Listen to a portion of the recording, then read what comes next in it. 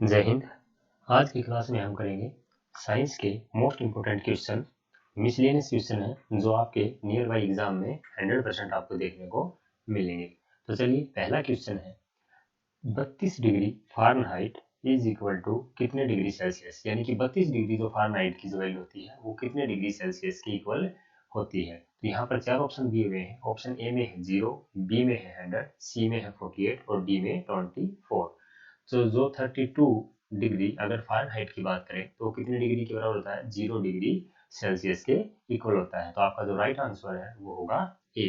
Next question है मानव हड्डी, यानी कि मानव के जो पाँव में कौन सी हड्डी होती है। Bone is found in human leg. मानव की जो पाँव है उसमें कौन सी हड्डी होती है। तो चार ऑप्शन में से देखिए कौन सा है। ऑप्शन ए में है फीमर, बी में रेडियस, सी में अल्ना और डी में हुमरस। तो जो पाँव में हड्डी होती है वो जो है फीमर। इसका जो ऑप्शन ए है वो करेक्ट आंसर होगा। जो फीमर हड्डी होती है वो पाँव में होती है। पाँव में कौन कौन सी होती है। एक तो हड्डी होती है टीबिया, एक होती है फेबुला, टीबिया फेबुला और थर्ड जो आपकी फीमर। और ये जो तीनों हड्डियां हैं ये कहाँ की हैं, हाथ की हड्डियां हैं। ठीक है, जो रेडियस, अल्ना और हुमरस जो है ये हाथ की हड्डियां हैं। और फीमर से अगर बात करें तो ये मानव शरीर की सबसे लंबी हड्डी भी होती है। सबसे लंबी अगर हम बोन की बात करें तो कौन सी होती है, फीमर। नेक्स्ट क्वेश्चन है पत्तियों जो है वो किस कारण से उनका जो कलर है वो हरा होता है। Leaves are green due to. पत्तियों जो है वो ऑप्शन में से देखिएगा कौन सा है, किस वजह से हरी या उनका रंग जो है हरा होता है। तो ऑप्शन ए में है हरित लवक के कारण, बी में पानी के कारण, सी जाइलम और डी प्रकाश। तो इसका जो करेक्ट ऑप्शन होगा वो हरित लवक होगा। क्लोरोफिल, जो क्लोरोफिल है उसकी वजह से पत्तियों का जो कलर है वो हरा होता है। और पत्तियों को क्या बोला जाता है, पौधे का रसोई घर भी बोला जाता है। अगर हम पत्तियों की बात करें तो पौधे का क्या होता है, रसोई घर भी हरी पत्तियों को बोला जाता है। नेक्स्ट क्वेश्चन है निम्न में से कौन सा अक्षय ऊर्जा का स्रोत है। Which of the following is the renewable source of energy. Renewable या अक्षय ऊर्जा अगर बात करें तो वो ऊर्जा के स्रोत जो हम दोबारा से क्या कर सकते हैं, यूज कर सकते हैं। तो चार में ऑप्शन में से देखिए, पहले ऑप्शन में है कोयला, सेकंड है पेट्रोलियम, थर्ड है प्राकृतिक गैस और फोर्थ है हवा। तो इसमें जो हवा है वो आपका क्या हो जाएगा, अक्षय स्रोत या रिन्यूएबल एनर्जी की अगर बात करें तो ये करेक्ट ऑप्शन जो है ऑप्शन डी होगा। चलिए अगला क्वेश्चन, फिश ब्रीथ थ्रू। मछलियां जो है किसके द्वारा सांस लेती हैं। तो मछलियों का जो सांस लेने का प्रोसेस होता है उन चार ऑप्शन में से देखिएगा। पहला है स्किन की वजह से, सेकंड है गिल्स की वजह से, थर्ड है लंग्स की वजह से और डी है इनमें से कोई नहीं। तो मछलियां जो है गिल्स की सहायता से क्या लेती है, सांस लेती है। तो जो ऑप्शन बी है वो बिल्कुल क्या है, करेक्ट है। गिल्स की सहायता से मछलियां सांस लेती है। और कई बार पूछ लिया जाता है कि मछली का जो हार्ट है उसमें कितने चैम्बर बने होते हैं। तो मछली के हार्ट में कितने चैम्बर होते हैं, 2। और अगर ह्यूमन की अगर बात पूछ ले, मानव में अगर चैम्बर की बात पूछता है तो मानव चैम्बर में, मानव हृदय के रहते हैं 4 होते हैं। और अगर आपसे पूछ लिया जाता है मेंढक, मेंढक के हृदय में क्या होता है, मेंढक के हृदय में 3 होते हैं। यानी कि 2 चैम्बर उनके हर्ष में होते हैं जो पानी में रहते हैं। जो जमीन पर रहते हैं उनमें 4 चैम्बर होते हैं और जो पानी और जमीन दोनों पर रह सकते हैं उनमें 3 होते हैं। चलिए नेक्स्ट क्वेश्चन, कैल्शियम हाइड्रोक्साइड जो है उसका रासायनिक सूत्र क्या है। Calcium hydroxide, what is the chemical formula of the calcium hydroxide. Calcium hydroxide को अगर बात करें तो इसको क्या बोलते हैं, बुझा हुआ चूना भी बोलते हैं। बुझा हुआ चूना, कैल्शियम हाइड्रोक्साइड को क्या बोलते हैं, बुझा हुआ चूना। तो या तो बुझे हुए चूने का रासायनिक सूत्र पूछ ले या कैल्शियम हाइड्रोक्साइड पूछ ले। तो इसमें चार ऑप्शन में पहले में है CaOH2, second CaCl2, third CaCO2 and last है ZnCl2। तो चार ऑप्शन में से जो कैल्शियम हाइड्रोक्साइड है उसका जो करेक्ट आंसर होगा वो होगा ऑप्शन ए, कैल्शियम हाइड्रोक्साइड। ये जिसको हम बोल सकते हैं बुझा हुआ चूना। ये जो बुझा हुआ चूना है हमारे को किस प्रोसेस से मिलता है, जब हम कैल्शियम ऑक्साइड को, ठीक है, कैल्शियम ऑक्साइड को किसके साथ रिएक्ट करवाते हैं, H2O के साथ रिएक्ट करवाते हैं। यानी कि कैल्शियम ऑक्साइड को पानी के साथ रिएक्ट करवाते हैं तो बुझा हुआ चूना प्राप्त होता है जिसका रासायनिक सूत्र CaOH2 है। नेक्स्ट क्वेश्चन है, अगर कोई व्यक्ति what will happen to the weight of a man on moon. चंद्रमा पर जब कोई व्यक्ति जाता है तो उसके वेट पर क्या असर पड़ता है। तो आपको पता है जो चंद्रमा की ग्रेविटी है, ठीक है, वो अर्थ यानी कि पृथ्वी की ग्रेविटी का कितना है, 1/6 6 है। अगर किसी व्यक्ति का वेट पृथ्वी के ऊपर 60 है तो चंद्रमा पर जाकर वो कितना बचेगा, 10 kg मिलेगा। तो यानी कि अगर कोई व्यक्ति यहाँ से चंद्रमा पर जाता है तो उसका जो वेट है वो क्या हो जाएगा, ऑप्शन ए में है इंक्रीज, बी में सेम रहेगा, डी में डिक्रीज होगा, या इनमें से कोई नहीं। तो करेक्ट ऑप्शन जो है ऑप्शन सी होगा, क्योंकि चंद्रमा पर जाने पर व्यक्ति का भार क्या हो जाता है, कम हो जाता है। अगला क्वेश्चन है what is the symbol of iron, या लोहे का प्रतीक क्या है। तो ये क्वेश्चन पूछे जाते हैं आर्मी के एग्जाम में कि कोई भी पीरियोडिक टेबल से कोई भी एलिमेंट उठा लेगा, ठीक है, और उस एलिमेंट का आपसे पूछेगा कि सिंबल या प्रतीक क्या है। तो इसमें ऑप्शन जो है आयरन के लिए, ऑप्शन ए में है एफ, बी में है एफ ई, सी में एन ए और डी में पी बी। तो जो आयरन के लिए जो प्रतीक है वो क्या है, एफ ई। एफ ई को क्या कहा जाता है, आयरन या लोहा। जो Na है वो किसके लिए है, सोडियम के लिए। Na किसके लिए है, सोडियम के लिए। Pb किसके लिए है, सीसा धातु होती है, Pb लेड सीसा के लिए। इसके अलावा अगर आपसे पूछता है तो इसमें पूछा जा सकता है K किसके लिए होता है, पोटेशियम के लिए होता है। K किसके लिए, पोटेशियम के लिए। Na किसके लिए, सोडियम के लिए। Na किसके, सोडियम के लिए, ये भी आपको ध्यान में रखना है। Fe होता है लोहे के लिए, जो अभी अभी हमने क्वेश्चन में पढ़ा है, Fe लोहे के लिए। उसके बाद में Au जो है वो गोल्ड यानी सोने के लिए होता है। Au सोने के लिए। Ag की अगर बात करें तो ये होता है चांदी के लिए। Ag किसके लिए, चांदी के लिए। और Pb हमने पढ़ा है, Pb ये जो है सीसा एक धातु होती है, ठीक है, सीसा एक धातु होती है, सीसा धातु के लिए Pb का ऑप्शन है। तो ये कुछ ऐसे प्रतीक हैं जिनका सिंबल कुछ अलग है और नाम कुछ अलग लिया जाता है। तो ये ज्यादा बार पूछे जाने वाले आपके प्रतीक या मात्रक है। चलिए अगला question, atmospheric pressure is the highest at the sea surface. Atmospheric pressure when raised above sea level is, समुद्र की सतह पर, समुद्र की सतह पर अगर हम वायुमंडल के दबाव की बात करें तो सबसे ज्यादा होता है। अगर हम उस सतह से ऊपर उठ जाते हैं तो उसके जो एटमॉस्फेरिक प्रेशर उस पर क्या प्रभाव पड़ेगा। तो धीरे धीरे जैसे जैसे हम ऊपर की तरफ उठते जाते हैं तो वायुमंडल के दबाव में क्या प्रभाव पड़ता है, ऑप्शन ए में है वो कम हो जाता है, बी अधिक हो जाता है, सी अपरिवर्तित रहता है, या डी इनमें से कोई नहीं। तो जैसे जैसे हम ऊपर बढ़ेंगे तो जो एटमॉस्फेरिक प्रेशर है वो क्या होता जाएगा, कम होता जाएगा। तो इसका सही ऑप्शन है ऑप्शन ए, डिक्रीज। अगला क्वेश्चन है is a good conductor of electricity, विद्युत का सुचालक है। गुड कंडक्टर ऑफ इलेक्ट्रिसिटी यानी कि जिनके अंदर से इलेक्ट्रिसिटी इजीली पास हो सकती है। तो ऑप्शन ए में है कंच, बी में है कागज, सी में रबर और डी में तांबा। तो इनमें सबसे अच्छा जो सुचालक है जिसके अंदर से इलेक्ट्रिसिटी पास होती है, मोस्टली हम जो तांबा है वो घरों में यूज भी करते हैं, इलेक्ट्रिक जो इक्विपमेंट होते हैं उनके अंदर। तो कॉपर जो है गुड कंडक्टर ऑफ इलेक्ट्रिसिटी होगा इनमें से। और वैसे अगर आपसे पूछा जाए, अगर सारी ही मेटल दे दी जाए और फिर पूछ लिया जाए कि गुड कंडक्टर ऑफ इलेक्ट्रिसिटी क्या होगा, फिर आपसे पूछ लिया जाए गुड कंडक्टर ऑफ इलेक्ट्रिसिटी, तो फिर आपका होता है सिल्वर। कौन होता है, silver. Good conductor of electricity silver.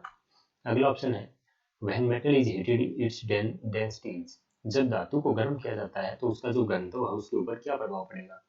चार ऑप्शन फिर से हैं, इंक्रीज होता है, डिक्रीज होता है, रिमेन सेम, या इनमें से कोई नहीं। तो जब धातु को गर्म किया जाता है तो उसका जो घनत्व है, डेंसिटी की अगर बात करें तो वो क्या होने लगती है, डिक्रीज होने लगती है।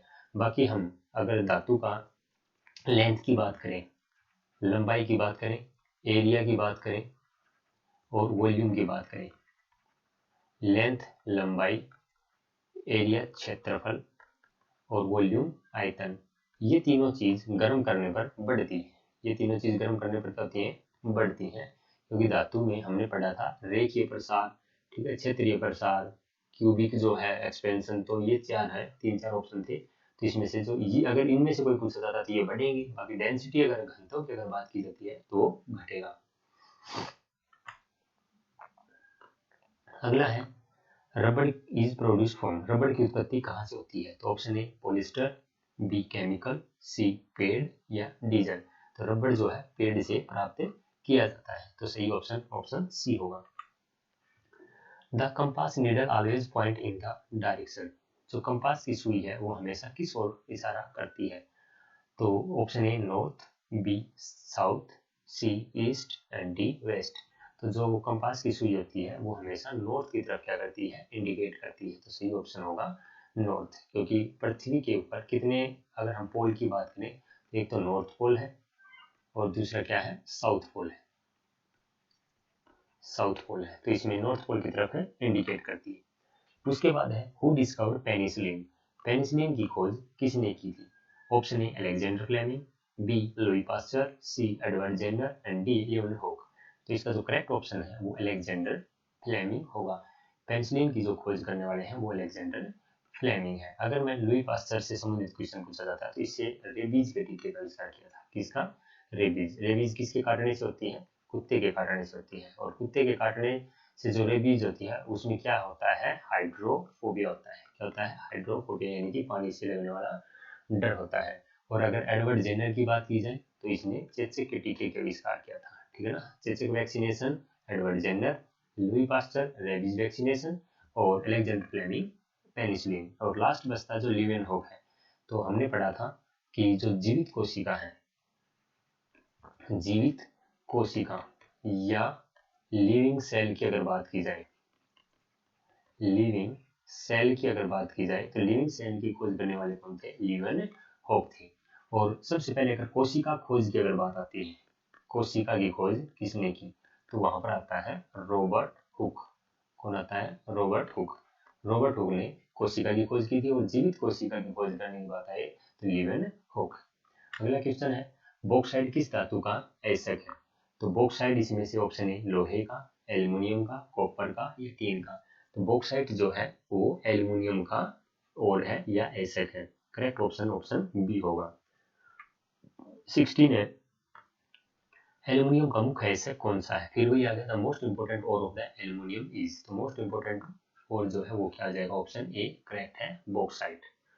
नेक्स्ट क्वेश्चन है हास्य गैस कौन सी है? What is the laughing gas? Carbon dioxide है, सल्फर डाइऑक्साइड है, हाइड्रोजन ऑक्साइड है या नाइट्रस ऑक्साइड है? तो इसमें जो करेक्ट ऑप्शन होगा वो नाइट्रस ऑक्साइड होगा, N2O। N2 जो होती है नाइट्रस ऑक्साइड, जिसको लाफिंग गैस भी बोला जाता है। अगला क्वेश्चन है आग बुझाने के लिए कौन सी गैस का प्रयोग किया जाता है? फायर एक्सटिंग्विशर जो है उसमें कौन सी गैस भरी जाती है? ऑप्शन ए नियोन होती है, बी नाइट्रोजन, सी कार्बन डाइऑक्साइड या डी कार्बन मोनोऑक्साइड। अगर हम बात करें कार्बन मोनोऑक्साइड की तो ये जहरीली गैस है। बाकी जो आग बुझाने के लिए अगर यूज होती है तो ऑप्शन जो सी है कार्बन डाइऑक्साइड। कार्बन डाइऑक्साइड जो फायर एक्सटिंग्विशर में काम की जाती है। और सॉलिड अगर CO2 की बात करें, सॉलिड कार्बन डाइऑक्साइड की अगर बात करें तो ये ड्राई आइस के नाम से भी जानी जाती है। ड्राई आइस के नाम से भी अगर कोई गैस जानी जाती है तो सॉलिड CO2 होती है। अगला है कौन सा स्तनपायी अंडे देता है? विच मेमल्स विच ले एग्स? तो यहाँ पर जो ऑप्शन ए है वो चमगादड़, बी गिलहरी, सी कंगारू और डी डक बिल प्लेटिपस जो होता है। तो ये एक बतख की तरह होता है जिसमें डक बिल्स बोलते हैं। तो ये क्या करता है? अंडे देता है, स्तनपायी या मैमल्स की बात करें। उसके बाद होता है लेप्रोस्कोपी का संबंध जो है वो किससे है? वो रेडार से संबंधित है, ऊतक विज्ञान से, science of tissue, laser beam की स्टडी से है या सर्जरी और रोग की जांच के लिए? अगर बात करें लेप्रोस्कोपी की तो वो सर्जरी के लिए यूज होता है। अगला ऑप्शन द्रव्य की चतुर्थ अवस्था कौन सी है? The fourth state of matter is. तो फोर्थ स्टेज ऑफ मैटर क्या है? प्लाज्मा है। ऑप्शन सी बिल्कुल करेक्ट ऑप्शन होगा। अगला क्वेश्चन है निम्न में से कौन सा मिश्रित उर्वरक है? Which of the following is a mixed fertilizers? Option A urea, B CA, MAA और अमोनियम सल्फेट और NPK। तो इसमें जो करेक्ट ऑप्शन है वो NPK nitrogen phosphorus and the potassium NPK mixed उर्वरक है या फर्टिलाइजर। अगला क्वेश्चन है निम्न में से गाय का जो दूध है किस विटामिन का प्रमुख स्रोत है? तो गाय के दूध में विटामिन ए या vitamin C, vitamin B, vitamin D, इन चारों में से कौन सा ऑप्शन करेक्ट होगा? ऑप्शन ए करेक्ट होगा, गाय के दूध में विटामिन ए होता है। अगला क्वेश्चन है टाइफाइड किस हिस्से को प्रभावित करता है? Typhoid is the disease of which body part? Option A यकृत, लीवर, बी फेफड़ा लंग्स, सी पेट स्टमक और डी आंत इंटेस्टाइन। तो जो टाइफाइड होता है वो डी ऑप्शन यानी कि आंत से संबंधित रोग होता है। उसके बाद है किस दांत के 3 जड़ें होती हैं? The tooth with 3 roots are. Option A molar, B premolar, C incisor, D canine. तो जो ऑप्शन ए है, मोलर जो दांत है उसकी कितनी जड़ें होती हैं? 3 जड़ें होती हैं। सही ऑप्शन ऑप्शन ए। अगला है लार किसके पाचन में सहायता करती है? Saliva helps in digestion of which of the following? Option A protein, B fats, C fibres and D starch. जो लार होती हैं वो स्टार्च यानी कि स्टार्च के पाचन में मदद करती है। तो ऑप्शन डी बिल्कुल करेक्ट होगा। अगला क्वेश्चन है short sightedness is due to. जो निकट दृष्टि दोष होता है उसका क्या कारण होता है? या तो आइरिस अपनी जगह बदल लेता है, बी कमजोर मांसपेशियों की वजह से, सी आंखों की पुतली के आकार में परिवर्तन, और डी रेटिना की कमजोरी। तो करेक्ट ऑप्शन जो होगा वो रेटिना की कमजोरी की वजह से होगा। अगला है मनुष्य के मस्तिष्क में जो मस्तिष्क है उसका औसत वजन कितना होता है? Average weight of the human brain is. Option A 1 kilogram, B 1200 gram, C 100 to 50 gram and 1500 gram. तो ऑप्शन जो डी वो बिल्कुल करेक्ट होगा। वैसे इसका 350 टू 450 भी आंसर आ सकता है। एग्जैक्ट ये भी जरूरी नहीं कि 1500 आए, 1350 से 1450 के बीच में कुछ भी ऑप्शन हो सकता है।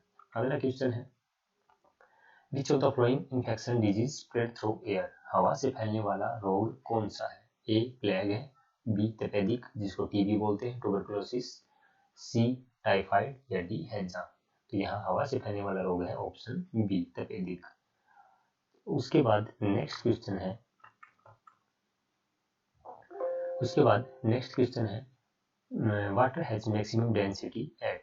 पानी का घनत्व जो है अधिकतम होता है। तो पानी का अधिकतम घनत्व 0 डिग्री पर होता है, 4 डिग्री सेल्सियस पर होता है, 100 डिग्री सेल्सियस पर होता है, या इनमें से कोई नहीं है।